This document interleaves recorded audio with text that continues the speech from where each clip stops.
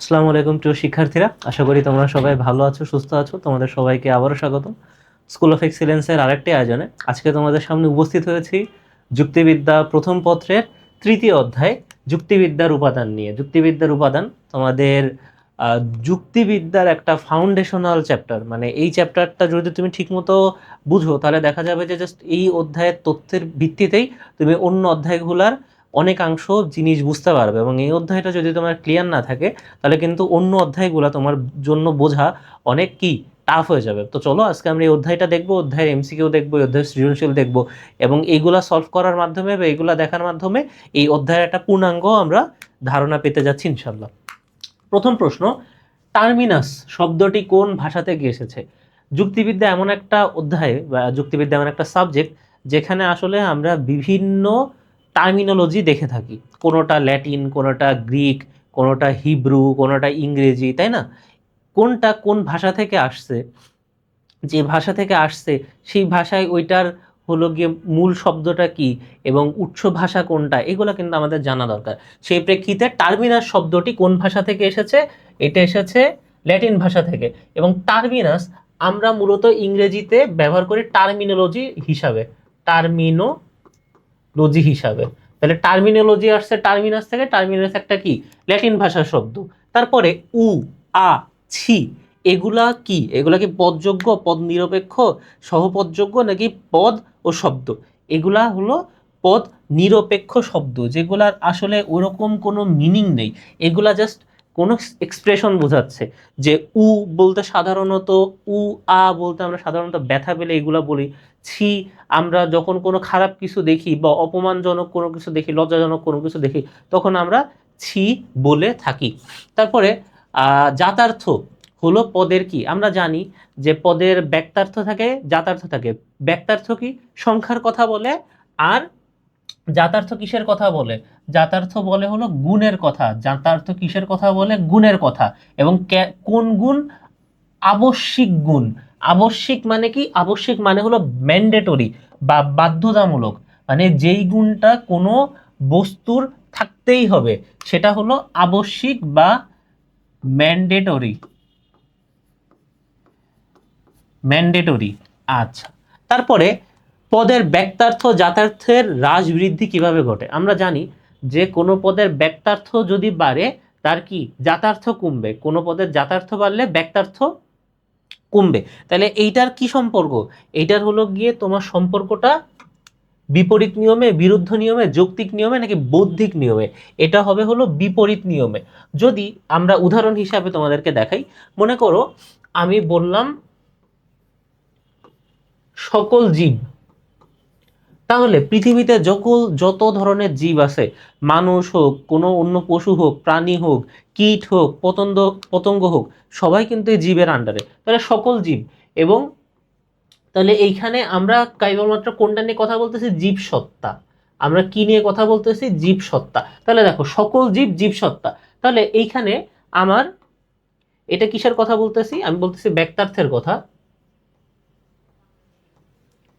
ব্যক্তার্থের কথা। এবং এখানে আমরা বলতেছি জাতার্থের কথা।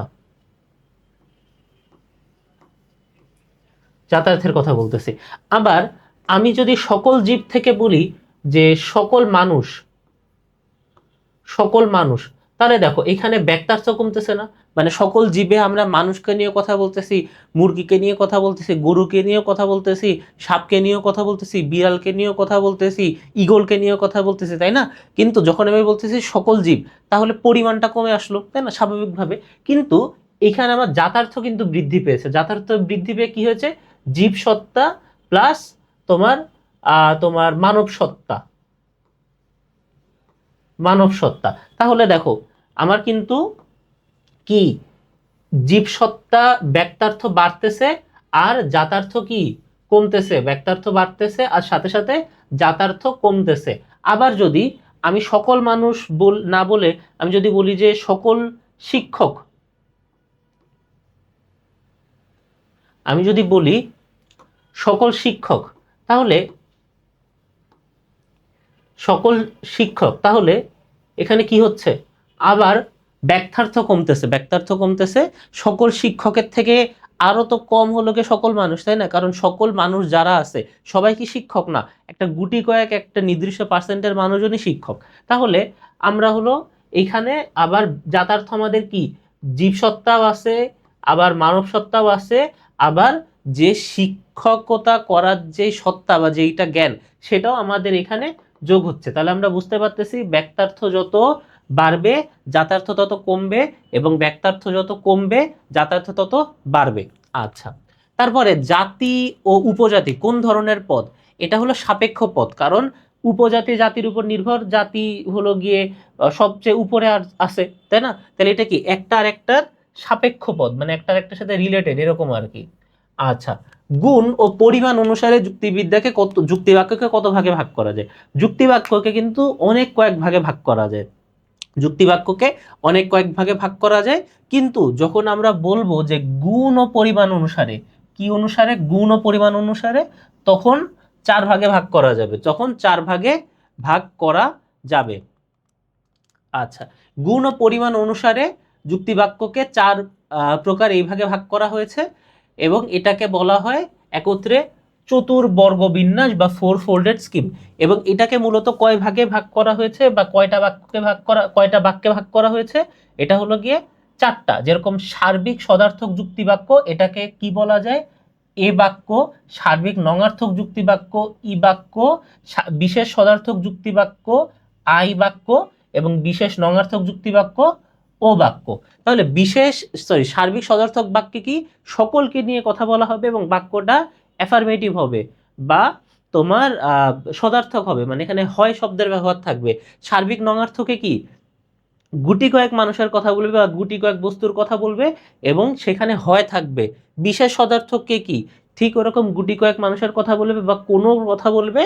আর তোমার এই যে এটা যেহেতু সদার্থকের জন্য হয় থাকবে, এবং বিশেষ সদার্থকে কোনো কোনো মানুষের কথা বলবে বা কোনো কোনো বিষয়ের কথা বলবে।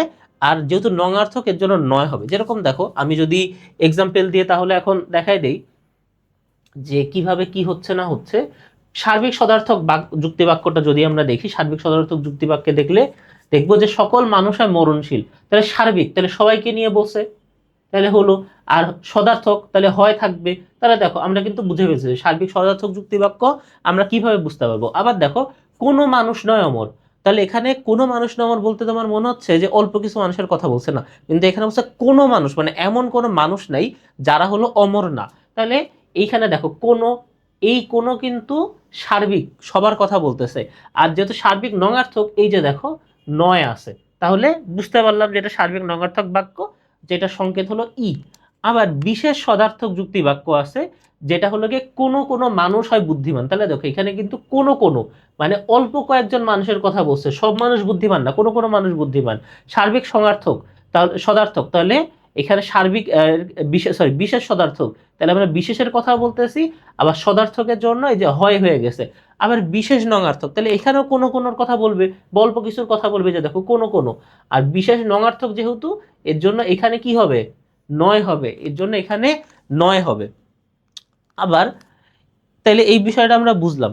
এখন কোন বাক্যে কোনটার প্রাধান্য পাবে, কোন বাক্যে কোনটার প্রাধান্য পাবে, এইটা বোঝার জন্য একটা সংকেত আছে। এটা বোঝার জন্য একটা সংকেত আছে, সংকেতটা হলো A S E B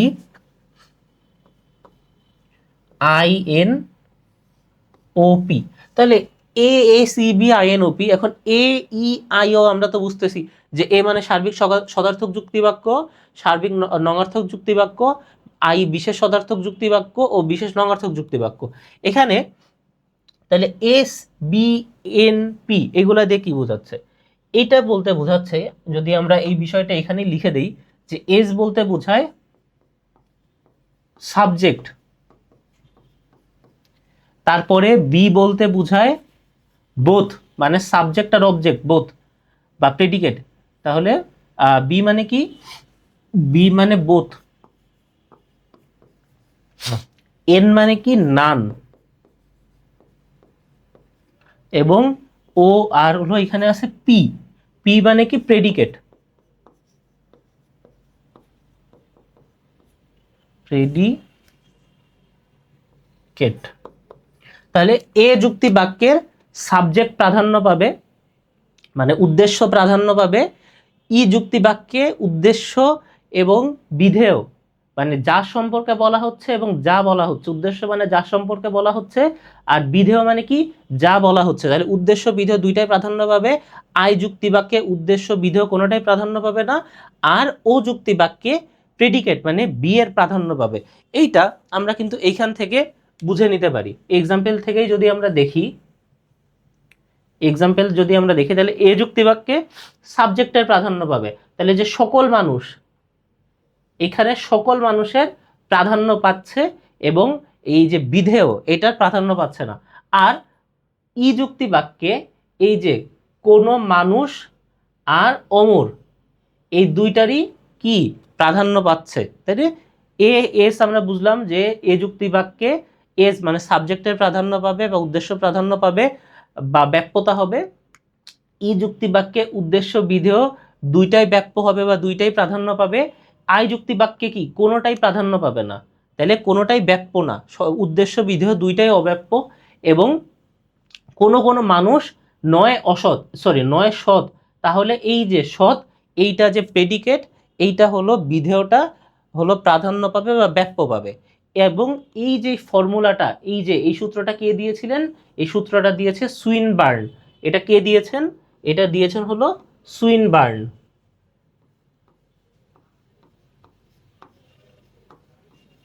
Swinburne, ঠিক আছে, বুঝলাম। এটা কিসের সূত্র, এটা হলো ব্যাপ্যতার,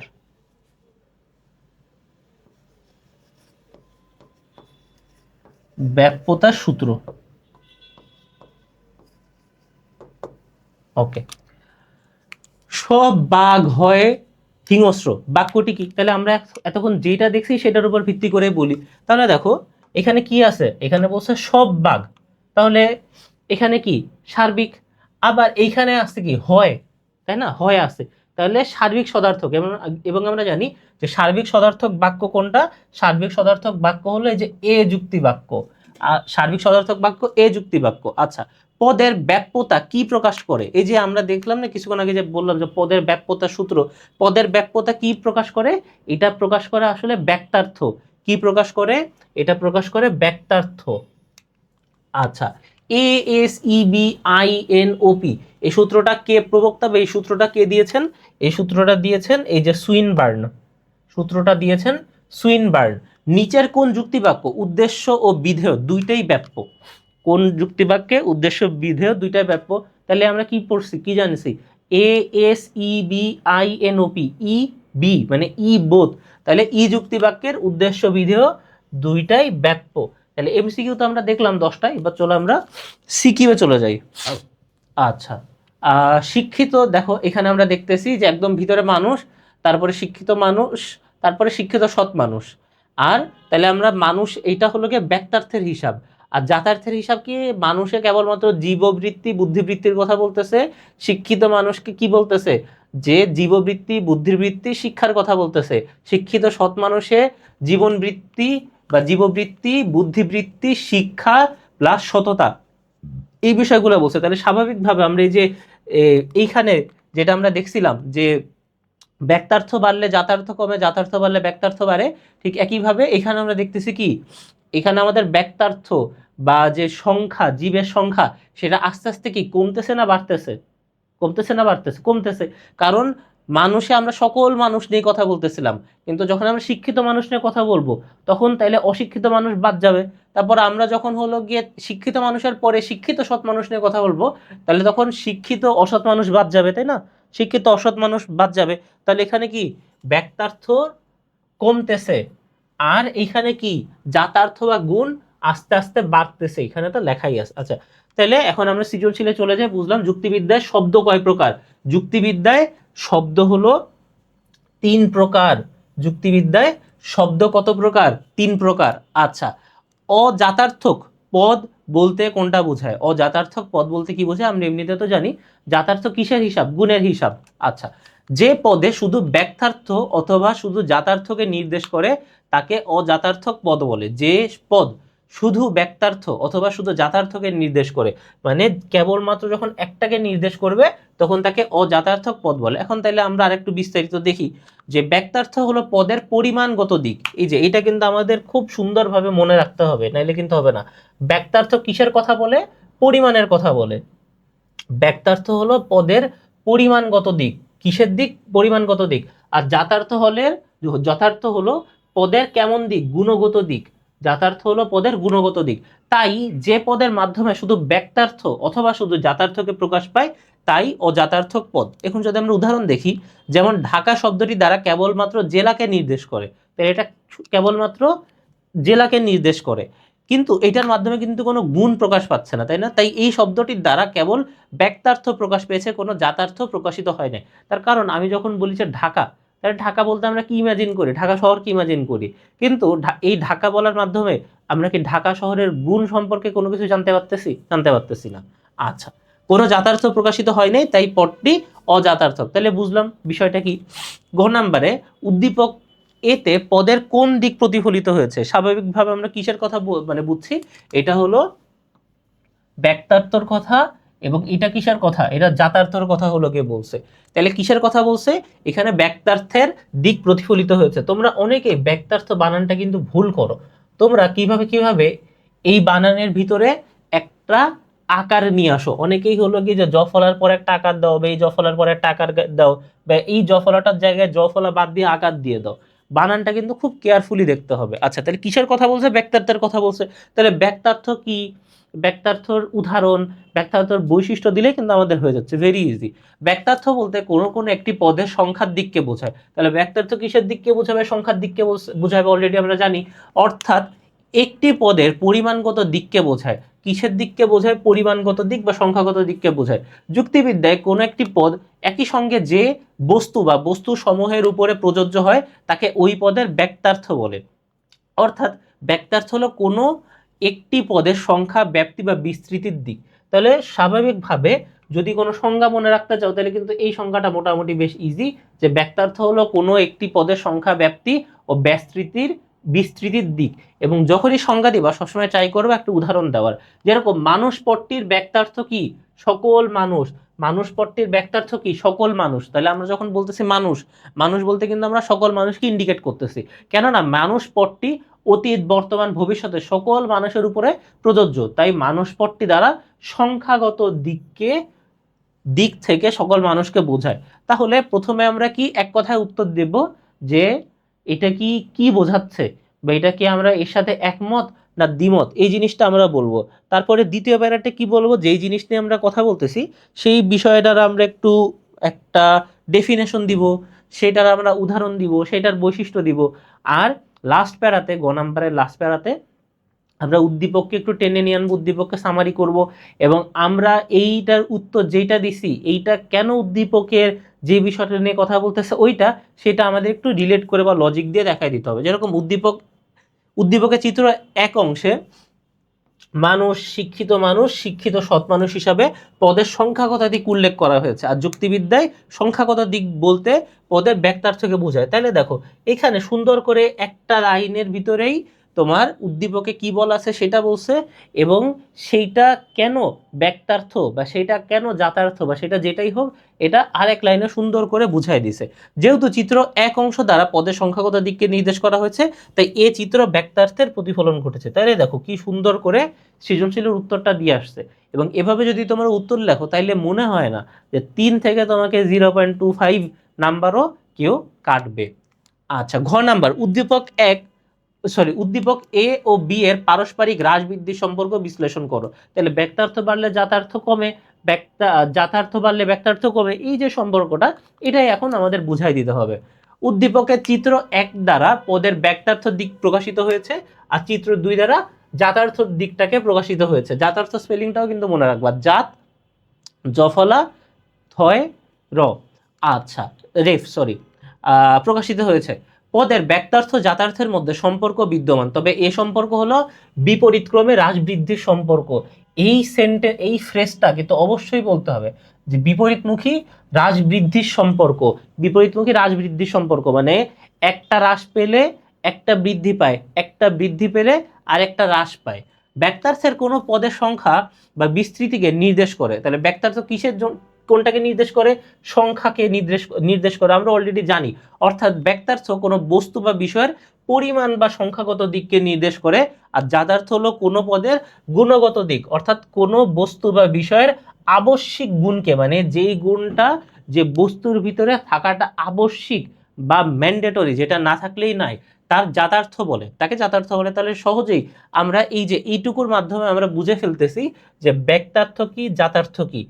আচ্ছা, অধিকাংশ পদের ব্যক্তার্থ যাতার্থ উভয়ই বিদ্যমান আছে, মানে অধিকাংশ পদ মানে প্রায় সব পদেরই ব্যক্তার্থও আছে, মানে সংখ্যার দিকও আছে, আবার গুণের দিকটাও আছে। আর ব্যক্তার্থ যাতার্থের মধ্যে গভীর সম্পর্ক বিদ্যমান। তবে এই সম্পর্ক কেমন সম্পর্ক? বিপরীত। এই যে বিপরীত ক্রমে বা বিপরীতমুখী হ্রাস বৃদ্ধি সম্পর্ক, যেটা অর্থাৎ যখন কোনো পদের ব্যক্তার্থ বৃদ্ধি পায় তখন ওই পদের যাতার্থ হ্রাস পায়, আবার যখন কোনো পদের ব্যক্তার্থ হ্রাস পায় তখন ওই পদের যাতার্থ বৃদ্ধি পায়। এই যে এই বিষয়টাকে তোমার কিন্তু এইভাবে বুঝাই দিতে হবে যে যখন ব্যক্তার্থ বৃদ্ধি পাবে তখন যাতার্থ হ্রাস পাবে, যখন যাতার্থ বৃদ্ধি পাবে তখন ব্যক্তার্থ হ্রাস পাবে। তারপর আমরা উদাহরণ দিয়ে দেখাই। তাহলে উদ্দীপকে কি আছে সেটা আমরা এই যে এইখানে দেখো, এখানে কিন্তু তুলে দেওয়া আছে। অনুরূপভাবে কোনো পদের যাতার্থ বৃদ্ধি পেলে পদটির ব্যক্তার্থ কমে যায় এবং যাতার্থ কমে গেলে ব্যক্তার্থ বেড়ে যায়। তাই পদের ব্যক্তার্থ যাতার্থের মধ্যে বিপরীত ক্রমে হ্রাস বৃদ্ধি সম্পর্ক বিদ্যমান। তাহলে দেখো সিকোয়েন্সটা দেখো কিভাবে উত্তর করছে। ঘ নাম্বারে জানতে চাইছে যে কেমন সম্পর্ক। ঘ নাম্বারের প্রথম প্যারাতে জাস্ট এক লাইনে দিয়ে দিছে, তারপরে কি বলছে সম্পর্কটা? বিপরীত ক্রমে হ্রাস বৃদ্ধির সম্পর্ক। কিসের মধ্যে? ব্যক্তার্থ যাতার্থ।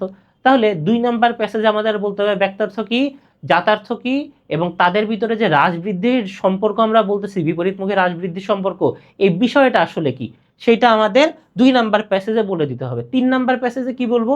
3 নাম্বার প্যাসেজে আমাদের উদ্দীপকে কি বলা আছে এবং উদ্দীপকে আমাদের যেটা বলা আছে, তাহলে যেই বিষয়টা কি ইন্ডিকেট করতেছে, এবং আমরা ঘ নাম্বার বলছি যে এইটা এই বিষয়, এইটার আসলে আমাদের মিল করে বা লজিক দিয়ে দেখাই দিতে হবে।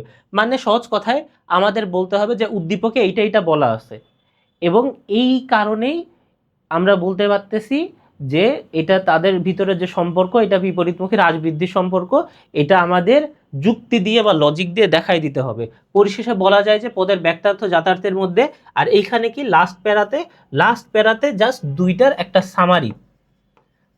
সামারি, মানে এই লাস্টের যে প্যাসেজটা, ঘ নাম্বারের প্রশ্নের যে শেষ প্যাসেজটা, এই প্যাসেজ পড়েই যেন একজন বুঝে ফেলতে পারে যে আসলে ভিতরে কি হয়েছে না হয়েছে। এভাবে যদি লেখো 4 নাম্বারে মানে 3.5 কমে তোমাকে জীবনও দিবে না। এবং আমাদের স্যাররা বলতেন যে যুক্তিবিদ্যা হলো কি গণিতের মতো একটা সাবজেক্ট। আশা করি তোমাদের স্যাররা বলছে যুক্তিবিদ্যা গণিতের মতো সাবজেক্ট। যদি ঠিক হয় এখানে ফুল মার্কসও পাওয়া কি সম্ভব। আচ্ছা দেখো আরেকটা আমরা প্রশ্ন দেখি। শীতের সকালে সূর্য যতই উপরের দিকে উঠতে থাকে শীতের তীব্রতা ততই কমতে থাকে, আবার বিকেলে সূর্য যতই নিচের দিকে নামতে থাকে শীতের তীব্রতা ততই বাড়তে থাকে। তাহলে এখানেও দেখো সেই তোমার ব্যক্তার্থ যাতার্থের বিপরীতমুখী হ্রাস বৃদ্ধি সম্পর্কের মতো কিন্তু একটা অবস্থা আমরা দেখতে পাচ্তেছি। ওকে, ক নাম্বারে বলছে যে পদের ব্যক্তার্থ কি? আমরা অলরেডি জানি যে পদের ব্যক্তার্থ হলো পদের সংখ্যাগত বা পরিমাণগত দিককে বোঝায়। কোন পদের ব্যক্তার্থ বলতে ওই পদ একই অর্থে বা বস্তু সময়ের উপরে আরোপ করা হয় সেই বস্তু বা বস্তুকে বোঝায়। উদাহরণ, মানুষ পদের ব্যক্তার্থ কি? বিশ্বের সমস্ত মানুষ বা সকল মানুষ। সেটা বর্তমানের মানুষ না বা কেবল অতীতের মানুষ না, অতীত বর্তমান ভবিষ্যতের যত মানুষ আছে সকল মানুষই কিন্তু তোমার মানুষ পদের ব্যক্তার্থ। আচ্ছা, খ নাম্বারে বলা আছে ঢাকা, সততা, অন্ধত্ব পদগুলার যাতার্থক নয় কেন? মানে এই শব্দগুলোতে এর মাধ্যমে আমরা এই শব্দের গুণগুলা বুঝতে পারতেছি না কেন। আচ্ছা, ঢাকা, সততা, অন্ধত্ব পদগুলো যাতার্থক নয়, কারণ যাতার্থক হতে হলে ব্যক্তার্থ যাতার্থ উভয়ই উপস্থিত থাকতে হয়। যে পদের ব্যক্তার্থ ও যাতার্থ উভয়ই আছে তাকে কি বলা হয়? তাকে যাতার্থক পদ বলা হয়। আমরা কিন্তু একটু আগে দেখছি যে অযাতার্থক পদ বলতে কোনটাকে বোঝানো হয় আমরা দেখছি। তাহলে এখানে আমরা যাতার্থক পদ কোনটা সেটা আমরা বুঝলাম। এখানে ঢাকা, সততা, অন্ধত্ব পদগুলা উল্লেখ করেছে। ঢাকা পদ দ্বারা কেবল একটি শহরকে নির্দেশ করা হয়েছে, সততা অন্ধত্ব দ্বারা কেবল একটি কি গুণকে নির্দেশ করা হয়েছে, এতে কেবল ব্যক্তার্থর প্রকাশ করা হয়েছে, কোনো জাতার্থর বা কোনো গুণের কথা কিন্তু এখানে বলা নেই, কাজে এগুলা কি অজাতার্থক পদ। যুক্তিবিদ্যাতে বিভিন্ন টার্মিনোলজি থাকে, যুক্তিবিদ্যাতে কি থাকে, বিভিন্ন টার্মিনোলজি থাকে, এবং এই টার্মিনোলজিগুলো আমাদের কিন্তু মনে রাখাটা খুবই গুরুত্বপূর্ণ। গ নাম্বারে কি বলছে, উদ্দীপকে সূর্যের ওঠানামার সাথে শীতের তীব্রতা বাড়া কমার বিষয়টি তোমার পাঠ্য বইয়ের কোন বিষয়কে নির্দেশ করে? স্বাভাবিকভাবে কোন বিষয়টাকে নির্দেশ করে? ব্যক্তার্থ জাতার্থ সম্পর্কটাকে নির্দেশ করে। তাহলে দেখো এইখানে একবারে বলে দিছে, তাহলে ব্যক্তার্থ কি জাতার্থ কি, এবং হলো গিয়ে একটা বাড়লে আরেকটা কমে বা বিপরীতমুখী রাজবৃদ্ধি সম্পর্কের কথা এখানে বলা আছে, এর জন্য রিপিট করতেছি না, আগে শিখি হয়ে দেখছি। উদ্দীপকে বর্ণিত শীতের সকালে সূর্য যতই উপরের দিকে উঠতে থাকে শীতের তীব্রতা ততই কমতে থাকে, আবার বিকেলে সূর্য যতই নিচের দিকে নামতে থাকে শীতের তীব্রতা ততই বাড়তে থাকে। তাহলে দেখো উদ্দীপকের বিষয়টা এখানে তুলে দিছে। এখানে এই বাড়া কমার বা বৃদ্ধি হ্রাসের যে সম্পর্কটা, সেটা ব্যক্তার্থ জাতার্থ সম্পর্ককে নির্দেশ করে, কারণ সূর্য উঠলে শীত কমে, আবার সূর্য অস্ত যাওয়ার সময় শীত বাড়ে। সুতরাং এখানে সূর্য ও শীতের সম্পর্কে পাঠ্য বইয়ের ব্যক্তার্থ জাতার্থের হ্রাস বৃদ্ধির নিয়মের বিপরীতমুখী সম্পর্ক বা বিপরীতমুখী হ্রাস বৃদ্ধির সম্পর্ককে কি ইন্ডিকেট করতেছে। Very easy. কিন্তু ঘ নাম্বার প্রশ্নটা দেখো একটু ক্রিটিক্যাল আছে। উদ্দীপকের নির্দেশিত বিষয়টি ব্যতিক্রম আছে, উক্তিটির তাৎপর্য বিশ্লেষণ করো। উদ্দীপকের নির্দেশিত বিষয় মানে যে সূর্য যত উঠে তত শীত যায়, শীত কমে যায়, এবং সূর্য যত মানে অস্ত যায় তত শীত বাড়ে, এইটার ব্যতিক্রম আছে, সেটা নিয়ে আমরা এখন দেখব। উদ্দীপকের নির্দেশিত বিষয়টি তথা পদের ব্যক্তার্থ জাতার্থের হ্রাস বৃদ্ধির বিপরীতমুখী সম্পর্কের কি ব্যতিক্রম নিয়ম আছে বা ব্যতিক্রম আছে, সেটা আমরা এখন দেখব। উদ্দীপকের মাধ্যমে পদের ব্যক্তার্থ জাতার্থের হ্রাস বৃদ্ধির বিপরীতমুখী সম্পর্কের বিষয়টি প্রতিফলিত হয়েছে অবভিয়াসলি। তবে পদের ব্যক্তার্থ যথার্থের সম্পর্কে কিছু ব্যতিক্রম বা সীমাবদ্ধতা রয়েছে, মানে এটা যে একদম ওইরকম খুবই ইজি যে বাড়তেছে কমতেছে কমতেছে বাড়তেছে এরকম তো অবশ্যই আছে, কিন্তু এর কি আছে, এর সীমাবদ্ধতা বা কিছু ব্যতিক্রম বিষয়ও আছে। ব্যক্তার্থ জাতার্থের বিপরীতমুখী হ্রাস বৃদ্ধির নিয়মটি গাণিতিক অনুপাতের বেলায় খাটে না, মানে যখন আমরা হলো কি গাণিতিক ক্যালকুলেশন বা গাণিতিক অনুপাত করব তখন কিন্তু এটার সাথে এটা বিষয়টা খাটে না। কোন খাটে না? গাণিতিক অনুপাতের ক্ষেত্রে। কারণ এ বেলায় বিপরীতমুখী হ্রাস বৃদ্ধি সব ক্ষেত্রে একই অনুপাতে ঘটে না, মানে যেই পরিমাণে একটার বিষয় বৃদ্ধি পাচ্ছে ঠিক একই পরিমাণে যে হ্রাস পাচ্ছে বিষয়টা কিন্তু এরকম না। তাইলে দেখো এই লাইনটা খুবই গুরুত্বপূর্ণ, জাস্ট যদি তুমি এইটুকু বোঝা তাইলেই হয়ে যাবে। দেখো ক্ষেত্রে একই ঠিক কতটা, যে দেখো এ ধরনের বিপরীতমুখী হ্রাস বৃদ্ধি সব ক্ষেত্রে একই অনুপাতে ঘটে না, তাইলে অনুপাত বা রেশিওটা কি এক থাকে না, অনুপাত বা রেশিওটা এক থাকে না। আরো সহজে যদি বলি যে ঠিক কতটা জাতার্থ বাড়লে কতটা কমবে ব্যক্তার্থ, এ সম্বন্ধে কোনো কি নির্দিষ্ট নিয়ম দেওয়া নেই। তাহলে ব্যতিক্রম কোনটা? ব্যতিক্রম জাস্ট এটা যে গাণিতিক অনুপাতের ব্যাপারে খাটে না। আবার কোনো কোনো ক্ষেত্রে ব্যক্তার্থ বাড়ে কিন্তু জাতার্থ ঠিকই থেকে যায়। তাহলে আমাদের ব্যক্তার্থ বাড়তেছে ঠিকই, কিছু কোনো কোনো ক্ষেত্রে ব্যক্তার্থ বাড়তেছে ঠিকই, মানে সংখ্যা বাড়তেছে কিন্তু গুণটা একই রকমই থাকতেছে। আচ্ছা, যেমন অন্য একটি গ্রহে যদি মানুষ আবিষ্কৃত হয়, তবে এ যাবৎ আমরা মানুষের যে ব্যক্তার্থ বা সংখ্যা জানি তার নতুন আবিষ্কারের মাধ্যমে বেড়ে যাবে, কিন্তু জাতার্থ গুণ একই থেকে যাবে। যদি সহজে বলি যে আমরা যখন বলি মানুষ, তাহলে বর্তমান, অতীত এবং ভবিষ্যৎ সব মানুষকে আমরা ইন্ডিকেট করতেছি, এইটুকু তো আমরা ক্লিয়ার, এইটুকু তো আমরা দেখছি। এখন ধরো আমরা বা বিজ্ঞানীরা আবিষ্কার করলো যে বুধ গ্রহে বা মঙ্গল গ্রহে মানুষ আছে, তাহলে মানুষের ব্যক্তার্থ বেড়ে গেল, মানুষের সংখ্যা বেড়ে গেল, তাই না? কিন্তু যে মানুষের ব্যক্তার্থ বা সংখ্যা বাড়তেছে, এর সাথে কি মানুষের জাতার্থ বা গুণ এটা কি বাড়তেছে? বাড়তেছে না তো। সেই মানুষের জাতার্থ একই থাকতেছে, যে হলো গিয়ে জীবসত্তা আর মানব সত্তা, কিন্তু ব্যক্তার্থ বা গুণটা কিন্তু ঠিকই বেড়ে যাচ্ছে। এই কারণেই বলতেছে যে গাণিতিক অনুপাতের ক্ষেত্রে হ্রাস বৃদ্ধির সম্পর্কটা আসলে খাটে না। একইভাবে কিছু ক্ষেত্রে জাতার্থ বা গুণ বাড়ে কিন্তু ব্যক্তার্থ পরিমাণ একই থেকে যায়। গবেষণা দ্বারা সোনার মধ্যে অতিরিক্ত গুণ আবিষ্কার হয়েছে, মানে মনে করো যে আগে কিসের কথা বলতেছে, যে ব্যক্তার্থ বাড়তেছে কিন্তু গুণ একই আছে, কিন্তু আবার এইখানে অপোজিটটা বলতেছে যে যাতার্থ বাড়তেছে। মনে করো যে বিজ্ঞানীরা আবিষ্কার করলো যে সোনার ভিতরে যে গুণগুলা বা সোনার ভিতরে যেই ম্যান্ডেটরি যে গুণ যেগুলো আছে সেই গুণ বেড়ে গেছে, নতুন কোনো একটা গুণের আবির্ভাব হয়েছে, কিন্তু এই গুণ বৃদ্ধির কারণে কি সোনার পরিমাণ বেড়ে গেছে, গোল্ডের পরিমাণ বেড়ে গেছে? বাড়েনি। যে দেখো কিছু কিছু গবেষণা দ্বারা সোনার মধ্যে অতিরিক্ত গুণ আবিষ্কৃত হলে জাতার্থ বাড়বে, মানে গুণ বাড়বে, কিন্তু তাতে ব্যক্তার্থের কোনো পরিবর্তন ঘটবে না। এই জন্য কিন্তু তোমাকে যেরকম থিওরির কথা বলতে হবে, থিওরির সাথে সাথে কিন্তু এক্সাম্পলও দিতে হবে। কিন্তু অনেক ক্ষেত্রে সূর্য ওঠা নামার ক্ষেত্রে শীতের তাপমাত্রা তেমন হ্রাস বৃদ্ধি হয় না। মানে মনে করো সূর্য উঠতেছে, ঠিক আছে, কিন্তু তাইলে হলো আমাদের উদ্দীপকে কি বলছে, সূর্য উঠলে কি ঠান্ডা কমবে, কিন্তু অনেক সময় দেখা যায় যে সূর্য উঠতেছে ঠিকই কিন্তু ঠান্ডা কমতেছে না বা টেম্পারেচারটা কি গরম হচ্ছে না। ওঠানামার ক্ষেত্রে শীতের তাপমাত্রা তেমন হ্রাস বৃদ্ধি হয় না, যা পদের ব্যক্তার্থ জাতার্থর হ্রাস বৃদ্ধির বিপরীতমুখী সম্পর্কে সীমাবদ্ধতা বা লিমিটেশনসকে কি নির্দেশ করে। আলোচনা শেষে তাই বলা যায় ব্যক্তার্থ জাতার্থের মধ্যে বিপরীতমুখী সম্পর্ক থাকলে এই সম্পর্ককে সব ক্ষেত্রে সত্য বলা যায় না, কারণ হ্রাস বৃদ্ধির নিয়মটি সকল ক্ষেত্রে কি কার্যকর নয়। তাহলে আমরা কি বুঝলাম?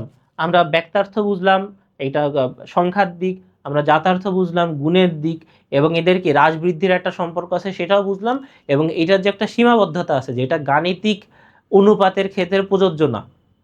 অনেক সময় ব্যক্তার্থ বাড়ে জাতার্থ বাড়ে না, অনেক সময় জাতার্থ বাড়ে ব্যক্তার্থ বাড়ে না, কমে না।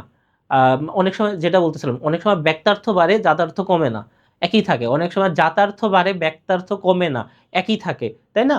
আচ্ছা, তাহলে বুঝলাম বিষয়টা। পরে সৃজনশীল দেখি। দৃশ্যকল্প 1, যদি বসন্তকাল আসে তাহলে কোকিল ডাকে। দৃশ্যকল্প 2, কোনো পাখি নয় চতুষ্পদ। দৃশ্যকল্প 3, কিছু মাছ হয় আঁশবিহীন। সংশ্লেষক বাক্যকে কি বল? সংশ্লেষক বাক্য কোনটা? যে যুক্তি বাক্যে সংশ্লেষক ওকে যে সংশ্লেষক পদের কথা বলতেছে, সংশ্লেষক যুক্তি বাক্যের কথা বলতেছে, যে যুক্তি বাক্যে বিধেয় পদ মানে প্রেডিকেট, যেটা মানে লাস্টে যেটা থাকে সাধারণত যা বলা হয়, তাহলে ব্যক্তি সম্পর্কে বা উদ্দেশ্য সম্পর্কে যা বলে তাই বিধেয় পদ। যদি যে যুক্তি বাক্যে বিধেয় পদ উদ্দেশ্য পদের জাতার্থের অন্তর্গত কোনো গুণের উল্লেখ না করে জাতার্থের অতিরিক্ত কোনো গুণের উল্লেখ করে, তখন তাকে কি বলা হয়? তখন তাকে বলা হয় সংশ্লেষক যুক্তি বাক্য। তখন তাকে বলে সংশ্লেষক যুক্তি বাক্য। উদাহরণ অবশ্যই দিতে হবে, নাহলে বোঝানো টাফ। মানুষ হয় মরণশীল। এখানে মানুষ পদের জাতার্থ কি? বুদ্ধিবৃত্তি ও জীববৃত্তি। মরণশীল তার বাইরে নতুন তথ্য, তাই না?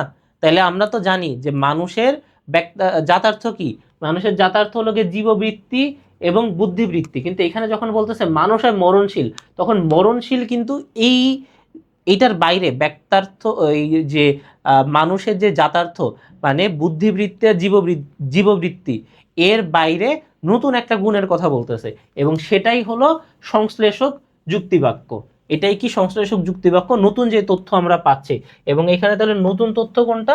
নতুন তথ্য হলো এই মরণশীল।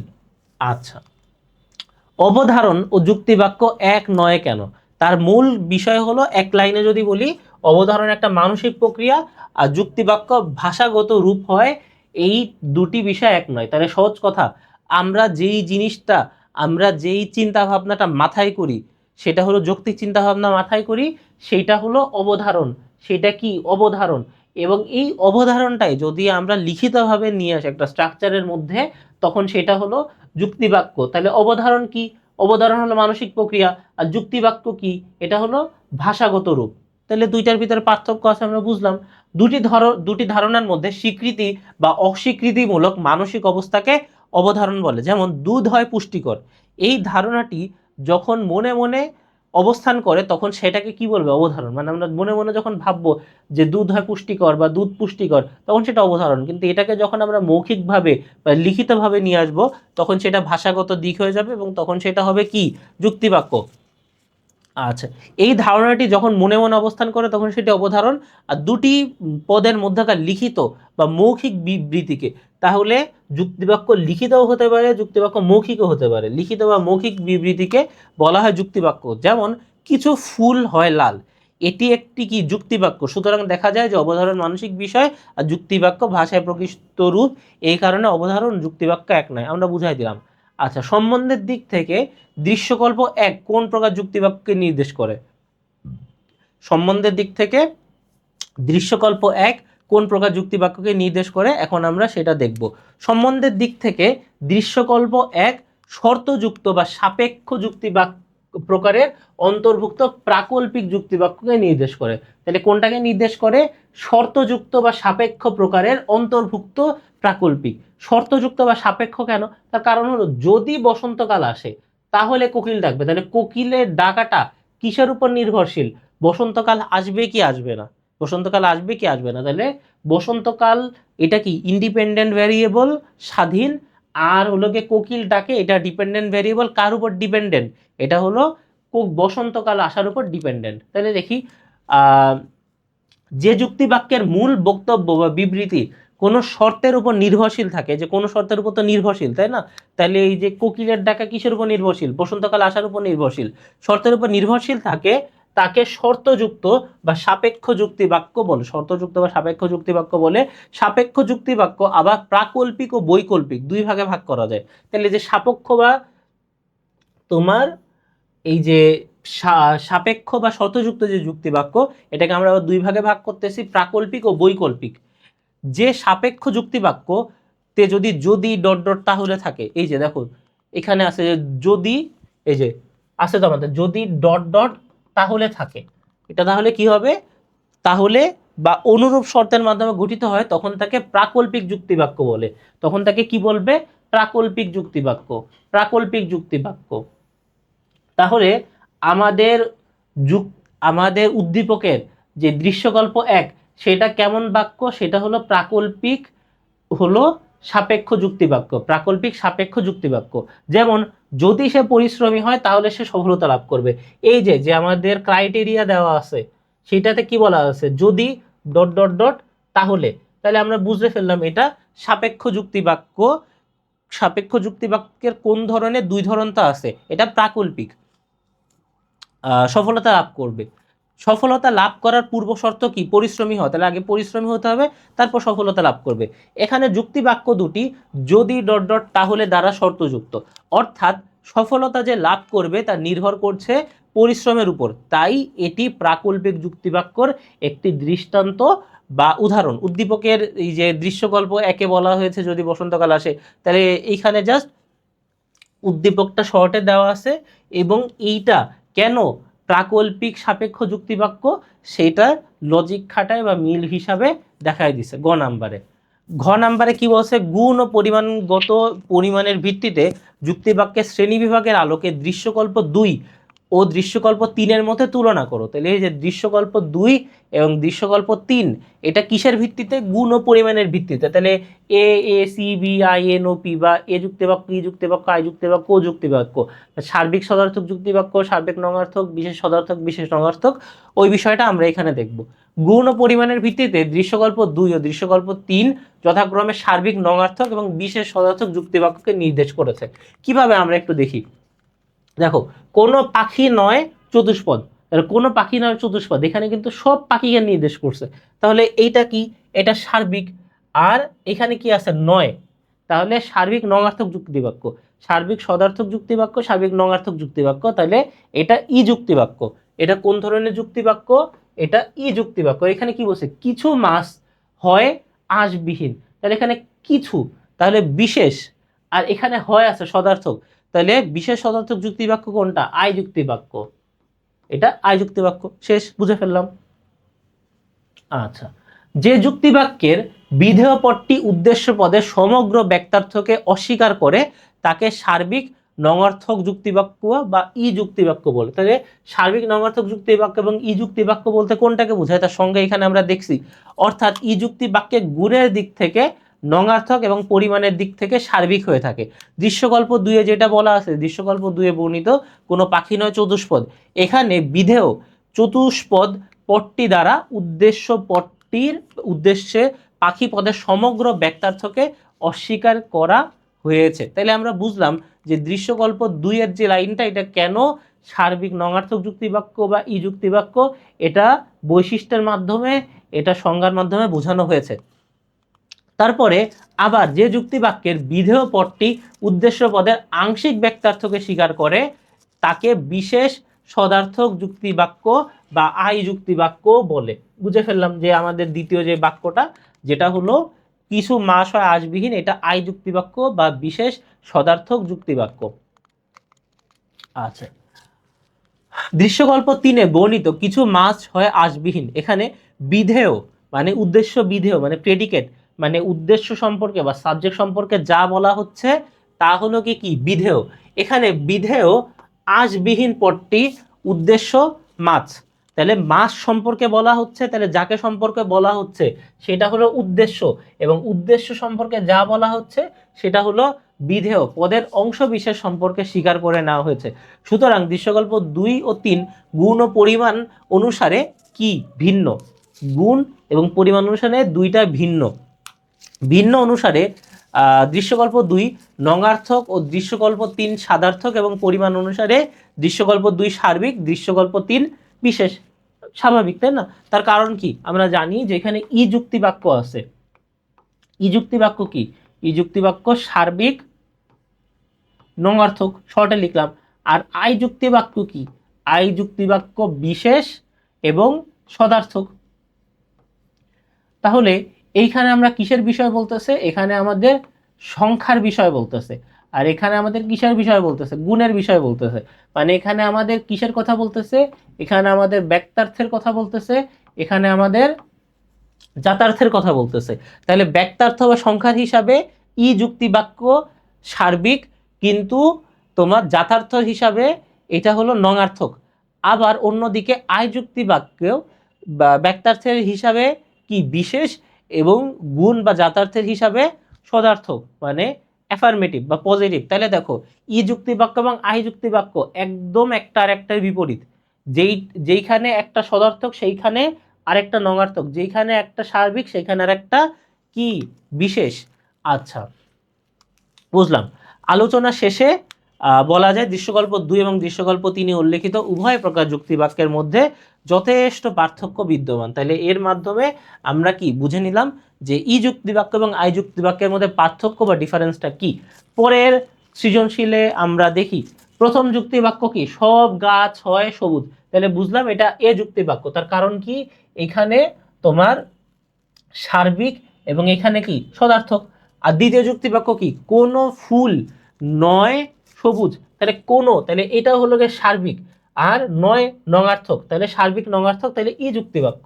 তাহলে আমরা আগে থেকেই বুঝে নিলাম, প্রশ্ন দেখার আগে আমরা বুঝে নিলাম যে একটা এ যুক্তি বাক্য আর একটা ই যুক্তি বাক্য। সাপেক্ষ পদ কাকে বলে?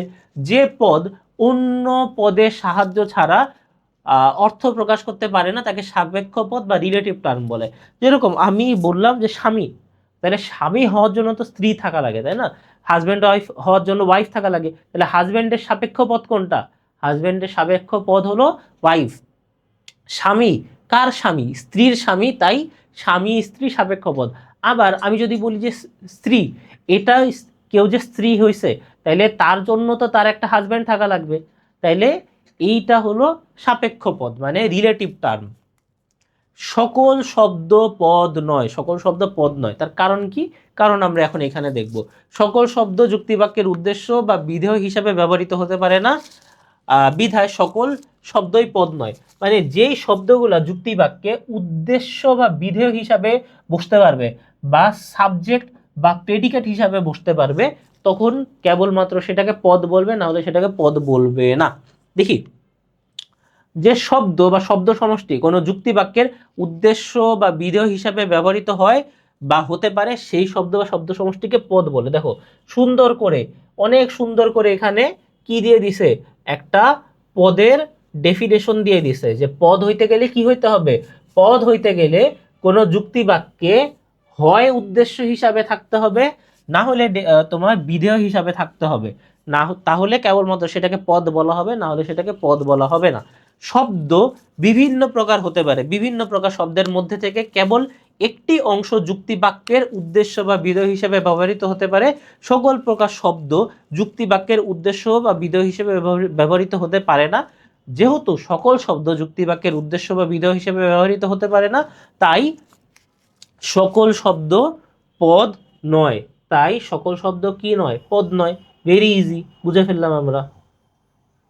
তাহলে আমরা কি বুঝলাম, যে কোনো শব্দর পদ হতে গেলে তাকে যুক্তি বাক্যের হয় উদ্দেশ্য না হয় বিধেয় হিসাবে বসতে হবে। যদি বসে তাহলে সেটা পদ, আর যদি বসতে না পারে তাহলে সেটা কি, অপদ না, তখন সেটা নর্মাল শব্দ। উদ্দীপকে কোন যুক্তি বাক্যটি সার্বিক নঙার্থক যুক্তি বাক্য? জানি, হলো কি গ নাম্বারটা সার্বিক নঙার্থক যুক্তি বাক্য। সরি, গ নাম্বার কেন বলতেছি, দ্বিতীয় যুক্তি বাক্যটা, উদ্দীপকের দ্বিতীয় যুক্তি বাক্যটা সার্বিক নঙার্থক যুক্তি বাক্য। এখন আমাদের এই যে সার্বিক নঙার্থক যুক্তি বাক্য কি, এটা তো আমরা অলরেডি প্রিভিয়াস হলো গিয়ে প্রশ্ন দেখে আসছি। তাহলে কিভাবে আমরা উত্তর করব? আমরা গ নাম্বারে প্রথম প্যারাতে বলে দিছি কোনটা কি না কি। দ্বিতীয় প্যারাতে আমরা কি করব, দ্বিতীয় প্যারাতে আমরা বলবো যে সার্বিক নঙার্থক যুক্তি বাক্য কি, সংজ্ঞা দিব, সার্বিক নঙার্থক যুক্তি বাক্যর বৈশিষ্ট্য দিব, এবং সার্বিক নঙার্থক যুক্তি বাক্যের উদাহরণ দিব। উদ্দীপকে তো একটা উদাহরণ আছে, সেটাও দিতে পারি, বা আমরা একটা নতুন উদাহরণে দিতে পারি উদ্দীপকের দ্বিতীয় যুক্তি বাক্যে। তাহলে এখানে সেই আবার উদ্দীপকের বিষয়টা তুলে ধরা হয়েছে, এবং কেন এইটা এই সার্বিক নঙার্থক যুক্তি বাক্য, এটা আমরা একটু যুক্তির সাহায্যে দেখাই দিতে হবে। দেখি, উদ্দীপকের দ্বিতীয় যুক্তি বাক্যে বলা হয়েছে কোনো ফুল নয় সবুজ। এখানে উদ্দেশ্যে ফুল বা বিধেয় সবুজ উভয় পদই সার্বিকভাবে গৃহীত হয়েছে, ফলে যুক্তি বাক্যটি উভয় পদই ব্যাপ্য। তাই বলা যায় এটি সার্বিক নঙার্থক বা ই যুক্তি বাক্যের একটি কি নিদর্শন বা এক্সাম্পল। ঘ যুক্তি বাক্য কি, সরি ঘ নম্বরে কি বলছে, উদ্দীপকের প্রথম ও দ্বিতীয় যুক্তি বাক্যে সবুজ পট্টির ব্যাপ্যতার বিষয়টি তুলনামূলকভাবে বিশ্লেষণ করো। তাহলে এইখানে সবুজ কি, এখানে সবুজ অব্যাপ্য, এখানে সবুজ কি অব্যাপ্য, অব্যাপ্য, এবং এখানে কি ব্যাপ্য। তার কারণ কি, আমরা জানি যে এ যুক্তি বাক্য কি এস, মানে এ যুক্তি বাক্যের উদ্দেশ্য কেবলমাত্র ব্যাপ্য, বিধেয় অব্যাপ্য। কিন্তু ই যুক্তি বাক্য কি, আমরা জানি উদ্দেশ্য ব্যাপ্য, বিধেয় ব্যাপ্য। তাহলে এই যুক্তি বাক্যের বিধেয়টা কি সবুজ, এ যুক্তি বাক্যের বিধেয় সবুজ, তাহলে সবুজ অব্যাপ্য। আর ই যুক্তি বাক্যের বিধেয় কি সবুজ, এবং ই যুক্তি বাক্যের সবুজ ব্যাপ্য। এই বিষয়টাকে এখানে বলা হয়েছে। উদ্দীপকের প্রথম ও দ্বিতীয় যুক্তি বাক্যে সবুজ পট্টির ব্যাপ্যতা যথাক্রমে অব্যাপ্য ব্যাপ্য, মানে এ যুক্তি বাক্যে অব্যাপ্য এবং ই যুক্তি বাক্যে ব্যাপ্য, যেটা আমরা উদ্দীপকে আলোচনা করছি। এখন ব্যাপ্যতা কি, কোন বাক্যে কি হবে না হবে, এখন এইটা এখানে আলোচনা করা হয়েছে। দেখি, সার্বিক সদার্থক বা এ যুক্তি বাক্যে সার্বিক হওয়ার জন্য এর উদ্দেশ্যপদ ব্যাপ্য, এবং সদার্থক হওয়ার জন্য এর বিধেয় পদটি অব্যাপ্য। আমরা অলরেডি যেটা বলছি, অর্থাৎ এ যুক্তি বাক্যের উদ্দেশ্যপদ ব্যাপ্য হলো বিধেয় পদ অব্যাপ্য। এই যে এটাই মূল বিষয়, উদ্দেশ্যপদ ব্যাপ্য হবে, বিধেয় পদ অব্যাপ্য হবে। অন্যদিকে সার্বিক নঙার্থক বা ই যুক্তি বাক্যে সার্বিক হওয়ার জন্য উদ্দেশ্যপদ ব্যাপ্য, এবং নঙার্থক বাক্য হওয়ার জন্য বিধেয় পদ ব্যাপ্য। অর্থাৎ ই যুক্তি বাক্যের উভয় পদ মানে উদ্দেশ্য বিধেয় দুইটাই কি ব্যাপ্য। এখন আমরা আবার উদ্দীপকে ফিরে যাই। উদ্দীপকে প্রথম যুক্তি বাক্যে বলা হয়েছে সব গাছ হয় সবুজ, যা এ যুক্তি বাক্যের একটি দৃষ্টান্ত। কারণ আমরা জানি যে এ যুক্তি বাক্য হইতে গেলে প্রথমে একে তো সার্বিক হইতে হবে এবং সদার্থক হইতে হবে। এখানে উদ্দেশ্য পদ কি গাছ, উদ্দেশ্য পদ মানে কি যা সম্পর্কে বলা হয়েছে। তাহলে এই বাক্যে কাকে সম্পর্কে বলা হচ্ছে, গাছ সম্পর্কে বলা হচ্ছে, এবং গাছ সম্পর্কে যা বলা হচ্ছে তা হলো বিধেয়, তা হলো বিধেয়, তা হলো বিধেয়। আচ্ছা, তার সকল ব্যক্তার্থের প্রকাশ করেছে, তাই পদটি ব্যাপ্য। বিধেয় পদ সবুজ খণ্ডিতভাবে কেবলমাত্র গাছের ক্ষেত্রে ব্যবহৃত হয়েছে, কেবলমাত্র কার ক্ষেত্রে ব্যবহৃত হয়েছে, গাছের ক্ষেত্রে, তাই পদটি অব্যাপ্য। অন্যদিকে দ্বিতীয় যুক্তিবাক্যে বলা হয়েছে কি কোনো ফুল নয় সবুজ, কোনো ফুল নয় সবুজ, যা ই যুক্তি বাক্যের একটি দৃষ্টান্ত। তার কারণ কি, এখানে উদ্দেশ্য পদ ফুল ও বিধেয় পদ সবুজ উভয়ই তাদের সমগ্র ব্যক্তার্থ রূপে প্রকাশিত হয়েছে, তাই উদ্দেশ্য ব্যাপ্য, বিধেয় ব্যাপ্য। পরিশেষে বলা যায় যে ব্যাপ্যতার দিক থেকে উদ্দীপকের প্রথম যুক্তি বাক্য সবুজ পদটি অব্যাপ্য, এবং দ্বিতীয় যুক্তি বাক্যের সবুজ পদটি কি ব্যাপ্য। বুঝে গেলাম। আচ্ছা, সিলেট ঘুরতে গিয়ে শেফারি বলল এখানকার সকল মানুষ উদার। জিকরা বলল পর্যটন এলাকায় কিছু কিছু মানুষ হয় স্বার্থপর, কিছু কিছু মানুষ হয় স্বার্থপর। আচ্ছা, তাহলে এখানে সকল মানুষ উদার, তাহলে এটা কি যুক্তিবাক্য? এটা এ যুক্তিবাক্য। পর্যটন এলাকায় হয় কিছু মানুষ, হয় কি কিছু মানুষ হয় স্বার্থপর, তাহলে কিছুর কথা বলছে, অল্প কিছু, তাহলে এটা আইদার তোমার আই যুক্তিবাক্য বা ও যুক্তিবাক্য। আর এখানে সার্বিকের কথা বলছে, তাহলে আই হবে, আই যুক্তিবাক্য এটা। আচ্ছা, নিরপেক্ষ পদ কাকে বলে? যে পদ কোনো পদের সাহায্য ছাড়াই নিজের অর্থ নিজে প্রকাশ করতে পারে তাকে নিরপেক্ষ পদ বলে, মানে কারোর উপরে তার ডিপেন্ডেন্ট থাকা লাগে না। শিক্ষক ও শিক্ষার্থী পদ দুটি কোন ধরনের? এটা হলো সাপেক্ষ পদ, কারণ শিক্ষক হইতে গেলে শিক্ষার্থী হওয়া লাগবে, থাকা লাগবে, এবং শিক্ষার্থী হওয়ার জন্য শিক্ষক থাকা লাগবে। যে পদ অন্য পদের সাহায্য ছাড়া অর্থ প্রকাশ করতে কি পারে না তাকে সাপেক্ষ পদ বলে, আর যেটা একা একাই অর্থ প্রদান করতে পারে সেটাকে কি বলে? নিরপেক্ষ পদ বলে। শিক্ষক পদের অর্থ বুঝতে হলে শিক্ষার্থী পদের প্রয়োজন হয়, আবার শিক্ষার্থী পদের অর্থ বুঝতে গেলে শিক্ষক পদের প্রয়োজন হয়, অর্থাৎ এরা একে অপরের উপর কি নির্ভরশীল, মানে শিক্ষক শিক্ষার্থীর উপর নির্ভরশীল, শিক্ষার্থী শিক্ষকের উপর নির্ভরশীল, এদেরকে সাপেক্ষ পদ বলে। শেফালির বক্তব্য কোন ধরনের যুক্তিবাক্য নির্দেশ করে? তাহলে শেফালি কি বলছে? এখানে সকল মানুষ উদার, তাহলে শেফালির বক্তব্য কি? এ যুক্তিবাক্য। তাহলে এইখানে এ যুক্তিবাক্যের বৈশিষ্ট্য, এই যুক্তিবাক্যের সংজ্ঞা দিতে হবে, এই যুক্তিবাক্যের বৈশিষ্ট্য দিতে হবে, এই যুক্তিবাক্যের উদাহরণ দিতে হবে, এবং এইটা উদ্দীপকে যেটা বলছে সেটা কেন এ যুক্তিবাক্য, এটা আমাদের এখানে একটু যুক্তি দিয়ে লজিক দিয়ে এ এ প্লাস বি মিলায় দেখাই দিতে হবে, 1+2 মিলায় দেখাই দিতে হবে। তারপরে শেফালি ও জিকরা বক্তব্য কি একই ধরনের? যুক্তিবাক্যের আলোকে তার পার্থক্য নির্ণয় করো। অবশ্যই না, একটা এ যুক্তিবাক্য, একটা আই যুক্তিবাক্য, একটা সার্বিক সদার্থক যুক্তিবাক্য, একটা কি বিশেষ সদার্থক যুক্তিবাক্য। এখানে দেখো বলা আছে শেফালি ও জিকরা বক্তব্য একই ধরনের নয়। উদ্দীপকে শেফালির বক্তব্যের মাধ্যমে সার্বিক সদার্থক বা এ যুক্তিবাক্য নির্দেশিত হয়েছে, এবং জিকরার বক্তব্যের মাধ্যমে আই যুক্তিবাক্য নির্দেশিত হয়েছে। তাহলে এইখানে কি বলা আছে? এইখানে বলবে যে এ যুক্তিবাক্য কি, সার্বিক সদার্থক যুক্তিবাক্য কি, এইটার বৈশিষ্ট্য কি, এটার ক্যারেক্টারিস্টিক্স কি, এটার উদাহরণ কি। তারপর কি বলবে? আই যুক্তিবাক্য কি, বিশেষ সদার্থক যুক্তিবাক্য কি, এটার বৈশিষ্ট্য কি, ক্যারেক্টারিস্টিক্স কি, উদাহরণ। এবং এর মাধ্যমেই আমরা যেটা দেখছিলাম যে যুক্তিবাক্য নিয়ম অনুযায়ী এ বাক্যের উদ্দেশ্য ব্যাপ্য কিন্তু বিধেয় অব্যাপ্য। কারণ আমরা জানি যে এ যুক্তি বাক্য যেটা আছে সেখানে কি উদ্দেশ্য ব্যাপ্য হয় এবং বিধেয় অব্যাপ্য হয়। তার কারণ হলো এই যে আমরা যেই সূত্র দেখছি, আমরা যে সূত্রটা দেখছি যে A S E B I N O P, মানে এ যুক্তিবাক্যের সাবজেক্ট বা উদ্দেশ্য কি ব্যাপ্য থাকবে, এ যুক্তিবাক্যের সাবজেক্ট বা এস বা উদ্দেশ্য ব্যাপ্য থাকবে। অন্যদিকে আই এর যুক্তিবাক্যে কি বি ব্যাপ্য, বি মানে কি বোথ, বোধ কি উদ্দেশ্য বিধেয়, মানে সাবজেক্ট এবং প্রেডিকেট দুইটাই ব্যাপ্য থাকবে। শেফালির বক্তব্যে মানুষ পদটি তার সকল ব্যক্তার্থের প্রকাশ করায় তা কি হয়েছে? ব্যাপ্য হয়েছে। কিন্তু জিকরা যখন মন্তব্য করছে সেখানে মানুষ পদটি আংশিক অর্থে ব্যবহৃত হয়, তা কি হয়েছে? অব্যাপ্য হয়েছে, তা কি হয়েছে? অব্যাপ্য হয়েছে। সুতরাং বলা যায় পরিমাণ ও পদের ব্যাপ্যতার দিক থেকে শেফালি ও জিকরার বক্তব্য ভিতরে কি মৌলিক পার্থক্য রয়েছে। স্বাভাবিকভাবেই একটা এ যুক্তিবাক্য, একটা আই যুক্তিবাক্য, তাহলে তাদের ভিতরে তো মৌলিক পার্থক্য থাকবেই, কারণ এর ভিতরে যেরকম এ ই আই ও প্রত্যেকটারই কিন্তু একটা আর একটার সাথে পার্থক্য রয়েছে। তো এর মাধ্যমেই আজকের ক্লাস শেষ হচ্ছে। তোমাদের সাথে পরবর্তীতে আবার দেখা হবে যুক্তিবিদ্যার ক্লাসে। সেই পর্যন্ত ভালো থেকো, সুন্দর থেকো। আসসালামু আলাইকুম।